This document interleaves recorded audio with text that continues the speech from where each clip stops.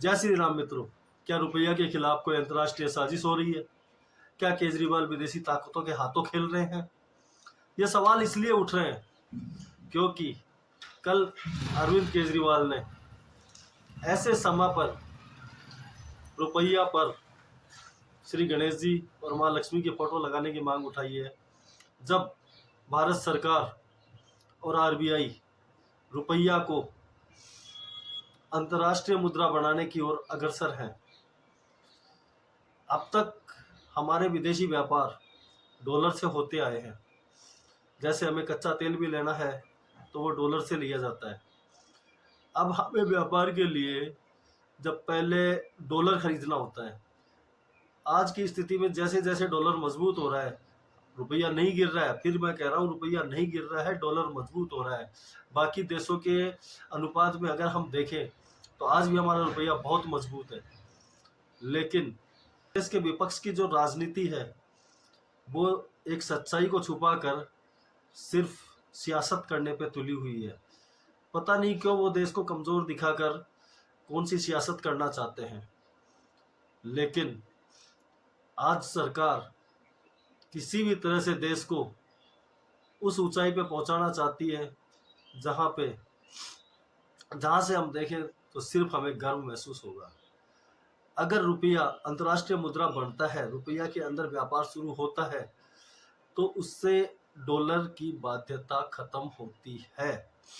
और डॉलर की बाध्यता खत्म हो ये विदेशी ताकतें कभी नहीं चाहेंगी। और जहां हम व्यापार की बात करते हैं तो जरूरी नहीं कि रुपया के ऊपर जब ऐसी मतलब धार्मिक फोटोएं लगे उसके बाद में अंतर्राष्ट्रीय बाजार उसे स्वीकार करे या ना करे। तो जब ये प्रयास हो रहा है उस बीच अगर ऐसा विवाद खड़ा करना, हिंदू मुस्लिम का एक विवाद इसके ऊपर खड़ा होना आपने कल से ही देख लिया होगा। टीवी डिबेट वगैरह शुरू हो गई थी, सारी चीज़ें विपक्ष में कई लोगों के इसके ऊपर वो भी आ रहे थे कि ऐसा होना चाहिए या नहीं होना चाहिए। सरकार के ऊपर ज़बरदस्ती का कोई दबाव बनाया जा रहा था, कहीं सरकार इसके लिए सरकार के प्रवक्ता जवाब भी दे रहे थे। लेकिन स्थितियाँ ये हैं कि अगर रुपया के ऊपर, नोटों के ऊपर माँ लक्ष्मी और गणेश जी की फोटो छपती है तो कहीं न कहीं इसमें हिंदू आस्था प्रभावित होगी। क्यों होगी? क्योंकि रुपया हर जगह यूज होता है। नोटों को गिनते समय थूक भी लगाया जाता है, कहीं भी रख दिया जाता है। अब से पहले हमने देखा है चांदी के सिक्कों के ऊपर गणेश जी और माँ लक्ष्मी की फोटो होती है। उन सिक्कों को हम तिजोरी में रखते हैं, पूजा के स्थान पर रखते हैं, उन्हें पूजा जाता है। क्या हम उनको लेके बाजार में खर्च करने जाते हैं? नहीं जाते। तो वो स्थिति नोटों के साथ तो होने से रही। आदमी को अपनी रोजमर्रा की जिंदगी के लिए कुछ न कुछ खरीदना होगा, नोट बाजार में चलेगा, कई हाथों से निकलेगा। और कई ऐसी जगह हैं जहाँ पे हिंदू मान्यताओं के अनुसार भगवान के फोटो नहीं होने चाहिए, उस जगह भी जाएगा। तो क्या ये आस्था का अपमान नहीं है? केजरीवाल जी को सोचना होगा कि अपनी राजनीति के लिए बार बार हिंदू आस्था का अपमान करना बंद करें।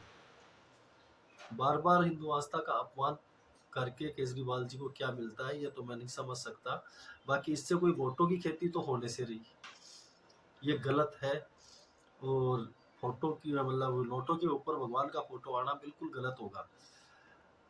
अब अगर हम देखें केजरीवाल जी को अगर हिंदू आस्था से इतना ही प्रेम होता तो उनके मंत्री जिन्होंने भगवान को न मानने की शपथ दिलाई थी, आज तक पार्टी में क्या कर रहे हैं?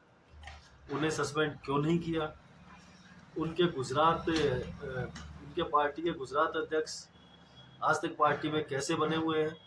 जो कहते हैं मंदिरों में शोषण होता है, कथाओं में शोषण होता है, जो बार बार हिंदू आस्था का अपमान करते रहे हैं, ऐसे लोगों को आज तक पार्टी में भी रखा है, पदों पे भी बनाए रखा है। तो अगर आस्था का इतना ही सम्मान है केजरीवाल जी, तो पहले उनको पार्टी से बाहर करो, उसके बाद में हिंदुओं के बारे में सोचो। और वैसे भी कोई हिंदू ये नहीं चाहता कि नोटों के ऊपर श्री गणेश जी और लक्ष्मी जी के फोटो आए। अलॉट कर रहे हो, आपके बार बार स्पीच है कि मैं तन मन धन से बम बोर्ड के साथ हूँ। कितनी जगह आपने मंदिरों में पैसा दिया है? कितनी जगह आपने मंदिरों के जीर्णोद्धार के लिए पैसा दिया है, कितनी जगह आपने मंदिरों के लिए या मठों को कोई सरकारी अनुदान दिया है। इन सब के जवाब आपको देने चाहिए। अगर आपको इतनी केवल चुनावी हिंदू बनने की बजाय आपको दिखाना होगा कि वास्तव में आप हिंदू आस्था का सम्मान करते हैं, तो सबसे पहले अपने मंत्री गौतम मुनि को बाहर करो, आप अपने गुजरात अध्यक्ष को पार्टी से बाहर करो, उसके बाद में आप हिंदू आस्था की बात करो। अभी थोड़ा तबीयत ठीक नहीं है, इसलिए आज की चर्चा में इतना ही। मिलते हैं फिर जल्दी। जय हिंद, जय भारत, जय श्री राम।